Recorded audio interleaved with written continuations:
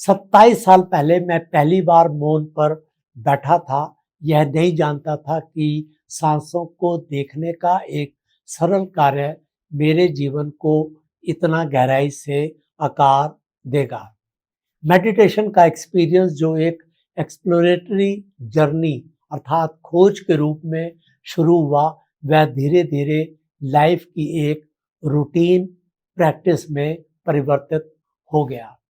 यह एक शिक्षक, एक दर्पण, एक आत्म खोज अर्थात सेल्फ डिस्कवरी का मार्ग रहा। इस वीडियो में मैं साझा करना चाहता हूं कि इस यात्रा का मेरे लिए क्या मतलब है। न केवल यह शांति और स्पष्टता लाता है, बल्कि लाइफ में गहरे आंतरिक परिवर्तन भी। आपको जिंदगी में पर्पस और मीनिंग का तलाश करने में मदद करता है।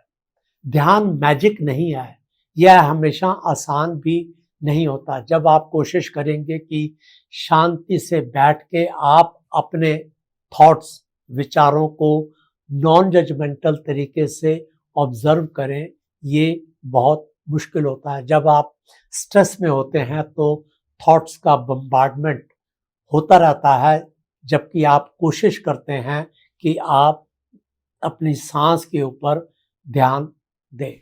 परंतु धीरे धीरे जब आप इसको प्रैक्टिस करते हैं, आप पेशेंस रखते हैं, तो आपका ऐसा टाइम आ जाएगा कि आप मेडिटेशन के बगैर नहीं रह पाएंगे।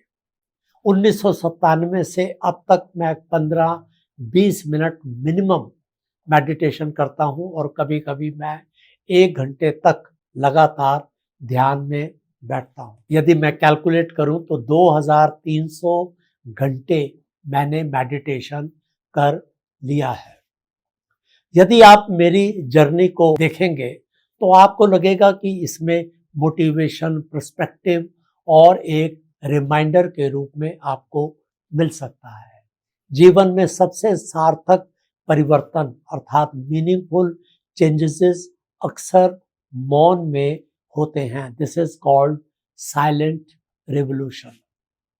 1998 में फर्स्ट टाइम गोमती नगर लखनऊ में मुझे एक अमेरिकन ट्रांसेंडेंटल मेडिटेशन का टीचर मिला। उससे मैंने मेडिटेशन सीखा और लगातार मैं उसके बाद इसको करने लगा। फिर मैंने 2 बार विपासना मेडिटेशन का 10 दिन का कोर्स किया, पहला देहरादून और दूसरा लखनऊ में। मैंने इस दौरान देखा कि जिंदगी धीरे धीरे कैसे बदलती है। मैं 5 आपको वो चीज़ें बताना चाहता हूँ जिसने मेरी जिंदगी को पूरी तरीके से परिवर्तित किया। सबसे पहला, जो जिंदगी में अप्स एंड डाउन्स, जो चैलेंजेस आप फेस करते हैं, उनको आप आसानी से ओवरकम कर सकते हैं। सर्विस में 2007 और 8 के दौरान मेरे अगेंस्ट इंक्वायरी स्टार्ट हुई, मुझे सस्पेंड किया गया। उससे ज़्यादा एडवर्स पीरियड मेरी सर्विस का नहीं था। क्योंकि मैं मेडिटेशन करता था, इसलिए मैंने आसानी से उस पीरियड को पास आउट कर दिया। दूसरी चीज़, पेन मैनेजमेंट की। क्योंकि सिंस बर्थ मुझे एक हार्ट की प्रॉब्लम थी, इसलिए अगस्त 2017 में मेरी बाईपास सर्जरी हुई। मेजर हार्ट की सर्जरी थी। उस दौरान मैंने देखा कि आप पेन को बहुत आसानी से ओवरकम कर सकते हैं। पेन में होता यह है कि हम फियर के कारण इसकी इंटेंसिटी को बहुत ज़्यादा बढ़ा देते हैं। यदि पेन के टाइम पर आप नॉन जजमेंटल तरीके से इसको ऑब्जर्व करें तो आपके पेन की इंटेंसिटी कम हो जाती है और आप बड़े ध्यान पूर्वक इस पेन के पीरियड को ओवरकम कर सकते हैं। तीसरी चीज़, इमोशनल रेजिलियंस। आपका इमोशंस के ऊपर कहीं ज़्यादा कंट्रोल हो जाता है। जिंदगी देखा जाए तो 80% भावनाओं की है, इमोशंस की है।